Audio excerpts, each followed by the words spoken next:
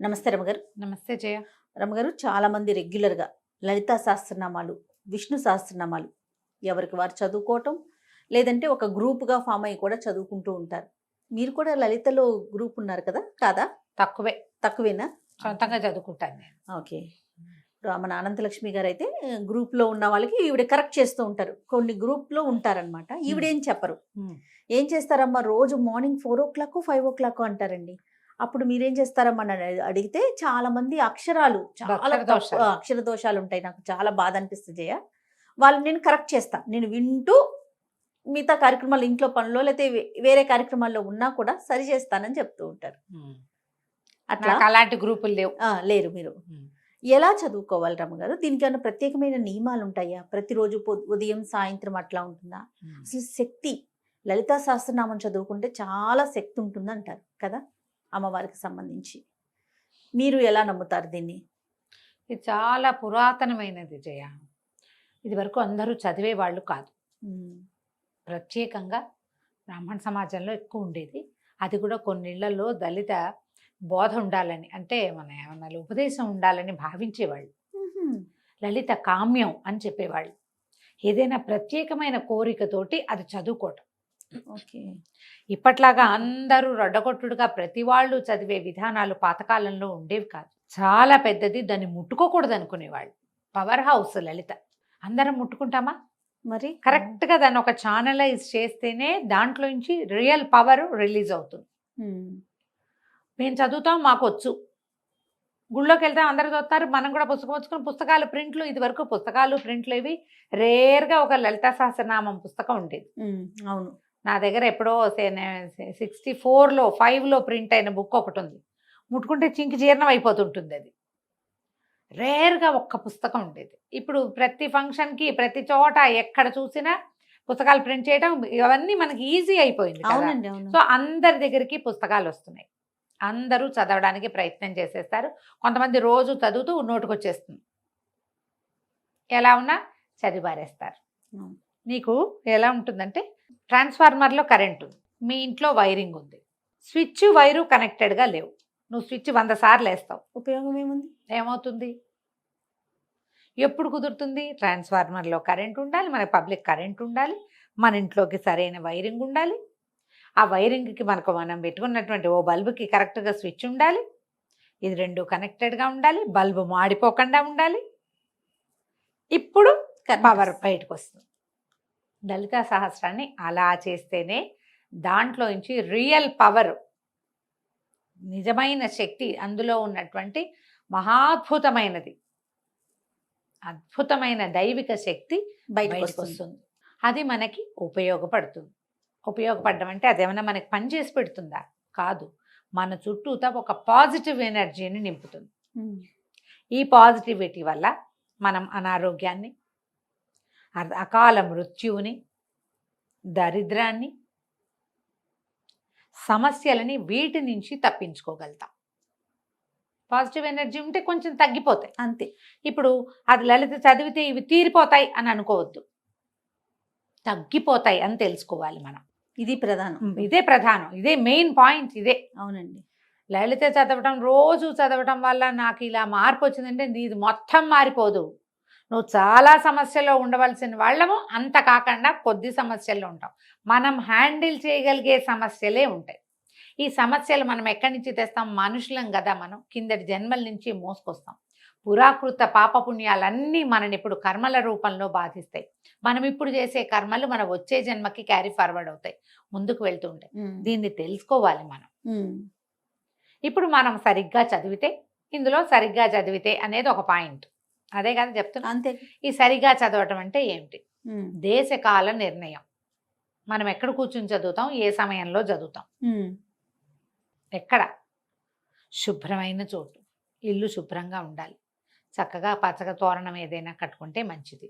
లేదా దేవాలయం దేవతార్చనలో కూర్చున్నాం, చక్కగా దీపం పెట్టుకుని అగరతో ధూపం చూపించి 2 పువ్వులతో అలంకరించి, పెద్దవేం చేయొద్దు, బోల్డని కేజీ పువ్వులు అక్కర్లా, 2 పువ్వులు శ్రద్ధగా కాస్త గంధం సమర్పించి స్థిరంగా కూర్చుని చదువుకుంటే ఫలితం బాగుంటుంది. దేశం కాలం మళ్ళీ మట్ట మధ్యాహ్నాలు అర్ధరాత్రులు కాదు. అస్తమానాలు ఉదయాస్తమాలు అస్తమానాలు చదవాలి. ఉదయం అంటే పొద్దుటిపూట 12 గంటల లోపల. అస్తమానం అంటే సూర్యాస్తమయం అయిన దగ్గర చదువుకోవచ్చు. నీకు ఎప్పుడు పడితే అప్పుడు నిద్రలేచిన మంచం మీద కూర్చొని చదువుకుంటా, అన్నం తిన్నాక చదువుకుంటా, అలాంటి పార్కులో పద్ధతులు నడుస్తూ చదువుకుంటా. చదువుకుంటా అవి చెయ్యొద్దు. అది మీరు ఊరికే ఏదో పాటలాగా పాడితే ఫలితం అయితే లభించదు. పాటలాగా పాడినందుకు లభించవలసిన ఫలితం ఏదైనా కొంత ఉంటే అది లభించవచ్చు, అందులో మళ్ళీ తప్పులు లేకుండా. అక్షర దోషాలు ఉండకూడదు. అక్షర దోషాలు ఉండకూడదు. ఈ ఎందుకు ఉండకూడదు అనేది మాట్లాడదాం. ఇప్పుడు లలితా సహస్ర నామము అని కదా దాని పేరు. అవునండి. సహస్ర నామాలు, 1000 నామాలు. నామం అంటే ఏమిటి? పేరు. పేరు, అభిజ్ఞ, గుర్తు. నీకు ఇప్పుడు నేను రోడ్డు మీద నడుస్తావు, వెనక నుంచి రమ అని పిలిస్తే పలుకుతానా? నేను రమణి అంటే పలుకుతానా? నిన్ను జయిని అంటే పలకవు, నువ్వు జయ అంటేనే పలుకుతావు. అంటే నీకు ఒక పేరుంది, దానికి నువ్వు పలకాలన్న నియమం ఉంది. అవును. నీ పేరుని యథావిధంగా ఎలా ఉన్నది అలాగే పలికితే కాదు నువ్వు వెనక్కి తిరిగేది. అవును. మనం మనుషులకి మనకే ఇంతుంటే అమ్మకి ఎంత ఉంటుంది? ఎంత ఉండాలి? నీ ఒక పిలుపు నువ్వు పిలిస్తే ఆ పిలుపుకి పలికి స్పందించి నీ వైపుకి తిరిగి తన తాలూకు పాజిటివ్ ఎనర్జీని, సకారాత్మకమైన శక్తిని ఆమె నీ మీద ప్రసరింపజేయాలంటే ఆమె పేరు ఏదో అది నువ్వు పిలవాలి అంతే. పారాయణ మధ్యలో ఆపకూడదు, అలాంటివి పెట్టుకోకండి. నువ్వు సరిగ్గా పేరు పిలిస్తే ఏమవుతుంది? ఆ పేరుతోటి అమ్మవారి పేర్లు ఎట్లా ఉంటాయి? టకీమని గుర్తు రావట్లేదు, చూసావా? మొదటంతా సౌందర్య వర్ణనతోటి నామాలు ఉంటాయి, తర్వాత వీరత్వ వర్ణనతోటి, తర్వాత ఆమె చేసినటువంటి మహత్కార్యాల వర్ణనతోటి నామాలు ఉంటాయి. మంత్రిణ్యంబ విరచిత విషంగ వధతోషిత విశుక్ర ప్రాణహరణ వారాహి వీర్యనందిత. ఎంత పొడుగుంది? విశుక్ర ప్రాణహరణ వారాహి వీర్యనందిత. విశుక్రుడనే రాక్షసుని చంపినటువంటి వారాహి యొక్క వీర్యాన్ని చూసి నువ్వు సంతోషించవు, సంతోషించిన తల్లి. ఈ ఇప్పుడు విశుక్రుడికి దీర్ఘం పెట్టినా వారాహికి దీర్ఘం పెట్టినా నామం కుదరదే, పేరు కుదరలేదుగా, అవునా? తర్వాత కామేశ్వర ముఖాలోక కల్పిత శ్రీ గణేశ్వర. గణేశ్వరుణ్ణి కల్పించింది అమ్మవారు. ఎలా చేసింది? కామేశ్వరుణ్ణి చూస్తూ కల్పించింది, గణేశ ప్రతిమ చేసి అప్పుడు యుద్ధానికి బయలుదేరింది. ఈ పదాలన్నీ కరెక్ట్గా వస్తేనే అర్థం వస్తుంది. ఎలా? నీకు ఇంకో ఈజీ తెలుగులో చెప్తా. ఇప్పుడు మా ఊరి పేరు, మా నాన్నగారి పేరు నేను అని తెలియాలి. నువ్వు ఫలానా వాళ్ళకి ఒక అమ్మాయి ఆవిడ టీవీలో మాట్లాడుతుంది అని చెప్పైతే వాళ్ళకి తెలియలేదనుకో, ఎవరో పెద్దవాళ్ళు. కాదండి, చిట్టుగూడూరులో నరసింహాచార్యులు గారని ప్రిన్సిపాల్ గారు ఉన్నారే, వారి ఆఖరి అమ్మాయి అనగానే నేను అని తెలుస్తానా? అంతే. 5వ అమ్మాయి అంటే నేను తెలియను. చిట్టుగూడూరు కాకుండా పొడగట్లపల్లి కాలేజీ అంటే వేరే వాళ్ళు ఎవరో వస్తారు. చూడు, ఇప్పుడు మనం కరెక్ట్గా ఫలానా ఫలానా ఫలానా పనిచేసి ఫలానాగా సంతోషించిన తల్లి, ఈ అన్ని ఫలానాలు కుదరాలి. ఇట్లా కుదిర్చి మీరు నామాలు చదివితే ఆమె పలుకుతుంది, తననేనని స్పందిస్తుంది. స్పందించే రకపుగా మనం నామం చదవాలంటే నువ్వు అర్థంలో మార్పు రాకుండా, అక్షరాలు చెడగొట్టకుండా చదువుకోవాలి. ఓకే. కొన్ని చదువుతాం, కొన్ని తేలిగ్గా ఉంటాయి, కొన్ని పదాలు చిన్న చిన్నవి ఉంటాయి, కొన్ని పేర్లు అప్పుడు చదివేస్తాం. అరుణాం కరుణా తరంగితాక్షీం క్లియర్గా ఉంది. ధృత పాశాంకుశ పుష్పబాణ చాపాం, ఇది కూడా క్లియర్గానే ఉంది.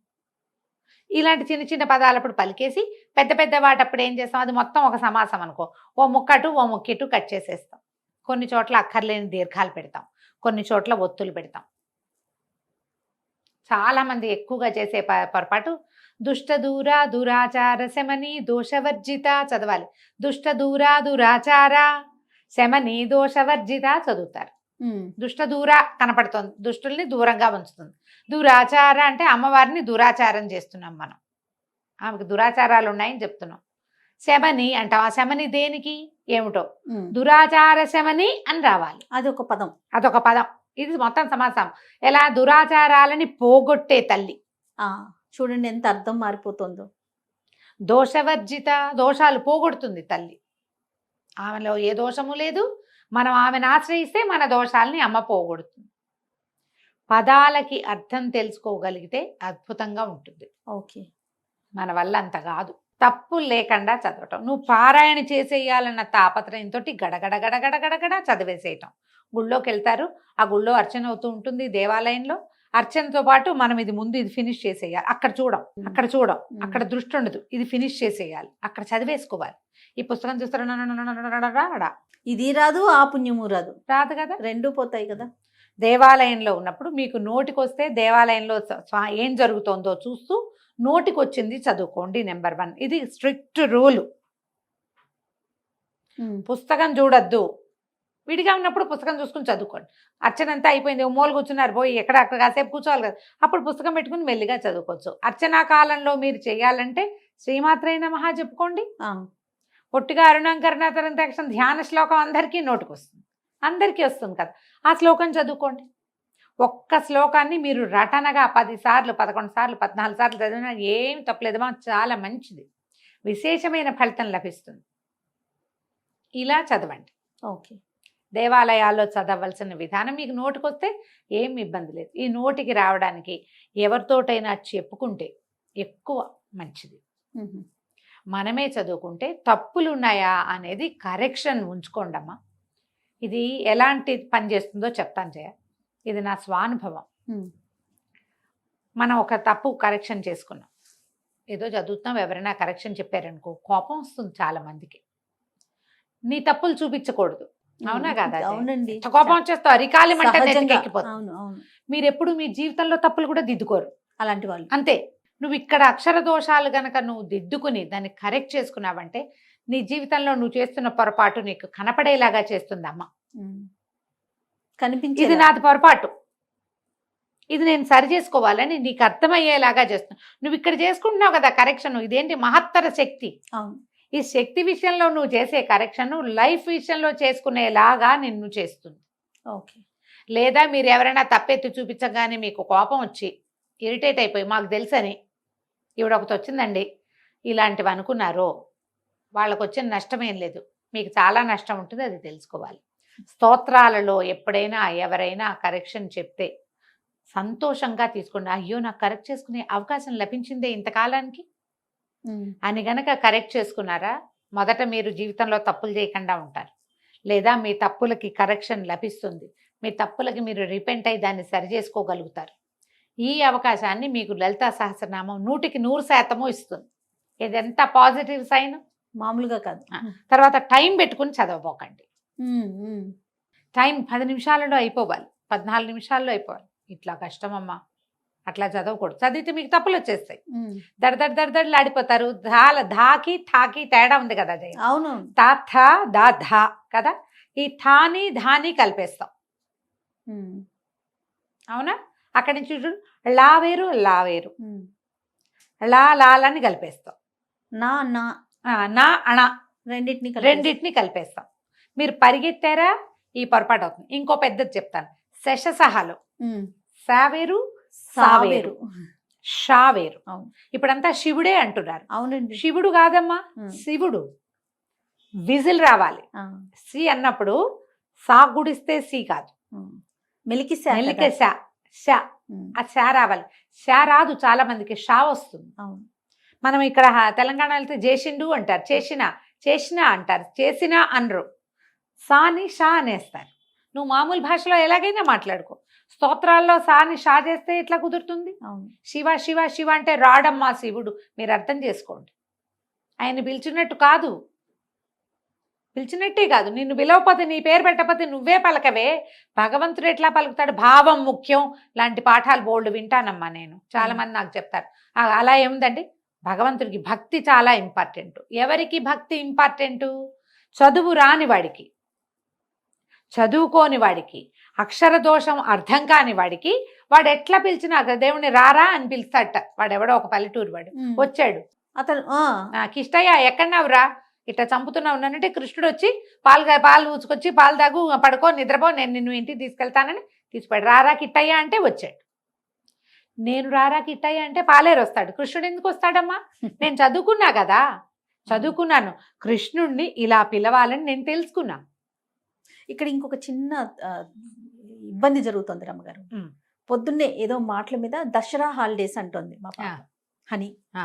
ద షా కాదే ద సా సరిగమల్లో సా అని చెప్పా. ఆ. మరి ఇంగ్లీష్ లో రాసేటప్పుడు ఎస్హెచ్ అని రాసాం, మేము ఎస్హెచ్ అని రాస్తున్నాం, ఉమ్. అందుకని నేను షా పలుకుతున్నాను మమ్మీ అని చెప్తోంది. ఉమ్. అది దానికి ఏం దాన్ని చేయలేం. మనం ఎవరిని సరి చేయాలి ఇప్పుడు చెప్పండి? ఇవి లేటెస్ట్ పిల్లలు లలితా ఆ. సహస్రాలు లేటెస్ట్ చిటి పిల్లలకి రావు రావు కదా, అంటే పెద్దవాళ్ళకే ఇంక ఇప్పుడు వస్తుంది. అదే వచ్చేస్తుంది కదా, అదే వస్తుంది. సా శా షా, ఇంకా వాటికి వేరియేషన్ ఏం Difference తెలుస్తుంది వాళ్ళకి? తెలీదు. డిఫరెన్స్ ఇంగ్లీష్ వాళ్ళ తెలీదు, ఆ. తెలుగు చదివేటప్పుడు మనం మనకి కొంచెం సరి చేసుకోగలిగితే ఏమన్నా కొంచెం చిన్న పెద్దవి మార్చుకుంటారేమో. అవును, మార్చుకుంటారు కాస్త అవును. చెప్పగలిగితే. మీరు ఒక్కటే గమనించండి, తెలియని వాడు ఎలా పిలిచినా అమ్మ పలుకుతుంది. తెలిసిన వాడు తప్పు చేయకూడదు, తప్పు కరెక్ట్ చేసుకోవాలి. తప్పు జరిగినా దాన్ని కరెక్ట్ Correct చేసుకోవాలి, అంతేనండి. తప్పులు మార్చుకోవాలి మనం. ఈ అక్షర దోషాలని ఉండనివ్వబోకండి.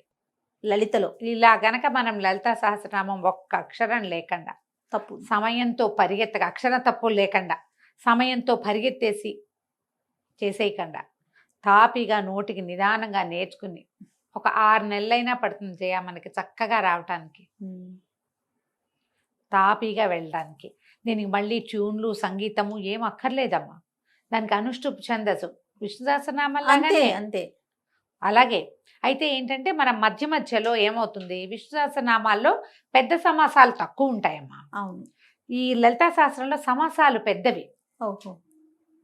మొదట 25-30 శ్లోకాలు అయితే అన్ని అమ్మవారి సౌందర్య వర్ణన కదా, అవి చాలా పెద్దవిగా ఉంటాయి. ఉమ్. ఈ ఇంత పెద్ద వాటిని మనం చేసేటప్పుడు ఎక్కడ విరవాలి అనేది మనకి సమస్యగా ఉంటుంది. సో వినాలి మనకి, అంతే కదా రమ్మగారు? వినాలి, తెలుసుకోవాలి, ఎవరితోటైనా చెప్పుకోవాలి. పెద్దవాళ్ళు చదివేది వింటే కూడా మనం అక్షర correction దోషాలను మనం సరి చేసుకోగలుగుతాం. చేసుకోవచ్చు. ఇప్పుడు నా పాటు వాళ్ళు ఎవరైనా కనపడ్డారనుకోండి, ఇప్పుడు అనంతలక్ష్మి గారు ఉన్నారు, వారు చేస్తున్నారు కదా, అవును. అలాంటి ఏదైనా గ్రూప్లో చేరి తప్పులు లేకుండా చదవండి, తప్పనిసరిగా ఫలితం ఇస్తుంది. తప్పు రాకూడదు, ఇదొక స్ట్రిక్ట్ రూల్గా పెట్టుకుంటే కనుక మీకు అద్భుతమైన ఫలితాన్ని ఇస్తుంది లలితా శాస్త్రం. పొద్దున సాయంకాలాలు చేసుకోవచ్చు, విశేషించి అష్టమి పౌర్ణమి చాలా అద్భుతమైన రోజులు. అష్టమి నాడు పౌర్ణమి నాడు అమ్మవారిని కనుక మనం చదువుకుంటే అద్భుతమైన ఫలితం ఇస్తుంది. ఇక పౌర్ణమి నాడైతే చంద్రబింబాన్ని చూస్తూ లలితా సహస్రనామం చదువుకుంటే మానసిక సమస్యలు కూడా తగ్గుతాయి. ఓహో. పిల్లలకి నేర్పించవచ్చు, 2 శ్లోకాలు చొప్పున చెప్పినా తాపీగా వచ్చేస్తుంది. నిదానం, ఎక్కువ శ్లోకాలు కదా, శ్లోకాలు ఎక్కువ ఉన్నాయి కదా. దీనికి పూర్వపీఠిక ఉత్తరపీఠిక చదవము. మనకి విష్ణు సహస్రనామానికి అయితే పూర్వపీఠిక స్తోత్రము, తర్వాత ఏమో అదే మన నామాలు, తర్వాత మళ్ళీ ఉత్తరపీఠిక చదువుకుంటాం. అవును, అందరికీ తెలిసినవే కదా. 3 భాగాలు ఉంటాయి, ధ్యానం భాగం ఉంటుంది, అలా కనపడుతుంది. మనకి లలితా శాస్త్రంలో సాధారణంగా పూర్వ ఉత్తర పీఠికలు పెద్దగా చదవరు ఎవరు, నామాలే చదువుకుంటాం కదా. అంతేగా, అది నేర్చుకోవచ్చు కదా. ప్రయత్నం చేసి చూడండి. నాకు కూడా క్లాస్ ఒకటి తీసుకుందామని ఉంటుంది జయ, సమయం సరిపోదు. ఇప్పుడు సౌందర్యలహరి పాఠం ఒకటి ఉంటుంది, వారానికి 1-2 క్లాసులు అనుకో. దానికే నేను ఒక టైట్ స్కెడ్యూల్ లాగా ఉంటుంది, జనాలకి కుదరాలి కదా. ఎప్పటికప్పుడు అనుకుంటూనే ఉన్నాను, సుమన్ గారు అయితే అసలు ఒకసారి పెద్ద క్లాస్ లాగా పెట్టండి మీరనే చెప్పాను, చేయాలనే ఉంటుంది. కానీ నాకు అవకాశం లేదు. ఎక్కడ మీకు అవకాశం దొరికితే అక్కడ శంకర మఠాలు అలాంటి చోట చక్కగా చెప్తారు. వాళ్ళందరూ చదువుతూ ఉంటారు. చిన్న కరెక్షన్స్ ఉంటే కరెక్ట్ చేసుకోండి, మంచి ప్రింట్ ఉన్న పుస్తకం కొనుక్కోండి. శంకర మఠంలో దొరికే మంచి పుస్తకాలలో ప్రింట్ చాలా బాగుంటుంది, వాచాదోషాలు లేవట అందులో. నేనైతే ఆ బుక్ చూడలే, నాకు 2-3 పెద్దవాళ్ళు చెప్పారు అక్కడ దొరికే పుస్తకాలు తెప్పించండి బాగుంటాయి అని. ఇలా ప్రయత్నించండి, అప్పుడు ఈ లలితా సహస్రనామంలో ఉన్నటువంటి పరమాద్భుతమైన మహత్తరమైన పాజిటివ్ ఎనర్జీ, దైవికమైన శక్తి మనకి తోడుంటుంది. సొంతం అవ్వదు, తోడుంటే చాలు కదా రమ్మగారు. మన వెనకాల ఉంటుంది, మనతో పాటు ఉంటుంది. నిత్యము చదువుకోవచ్చు మీ ఓపిక అవకాశాన్ని బట్టి. డ్రైవ్ చేస్తూ చదవచ్చా అని ఒకరు అడిగారు. పాపం వాళ్ళకి అవకాశం లేదు, ఏం చేస్తారు? ఏదో చేయండి అమ్మా. మరి పార్క్లో వాకింగ్ చేస్తూ కాకుండా శుభ్రంగా తయారై ఇంట్లో ఏదో పూజ చేసుకుని వెళ్తారు కదా, చదువుకోండి. మరి ఇక తప్పదు కదా. అది రైట్. నమస్తే జయ. సుమన్ టీవీలో మీ పర్సనల్ అండ్ బిజినెస్ ప్రమోషన్స్ కోసం కింది నెంబర్కి కాంటాక్ట్ చేయండి.